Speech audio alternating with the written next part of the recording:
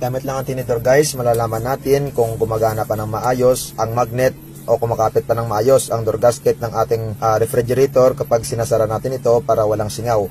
Kapag kasi guys may singaw dito sa gilid, posible na lalaki ang konsumo ng ating kuryente dahil ang compressor nito ay patuloy sa pag-andar, dahil ang thermostat nito ay matatagalan niya bago maabot ang lamig na kailangan niya, depende sa setting na sinit ninyo sa mga ref ninyo. Ang gagawin lang natin guys ay ididikit lang natin ang tinidor sa door gasket, at kapag kumapit ito, ibig sabihin okay pa, gumagana pa ng maayos ang magnet ng door gasket. At kapag medyo naman dumudulas ito o hindi kumakapit, ibig sabihin sa parte na yan ay posible na magkaroon ng singaw. Ang gagawin natin guys ay lilinisin lang natin ang door gasket gamit ang baking soda at white vinegar. At gagamit lang tayo ng malinis na tila guys upang gawin natin pampunas, at saka linisin lang natin ang door gasket ng ref. At pagkatapos na natin linisin guys, subukan natin dito sa parte kanina na nalalaglag yung tinidor. Ayan guys, kumakapit na siya. Sana nakatulong sa inyo ang simpleng tips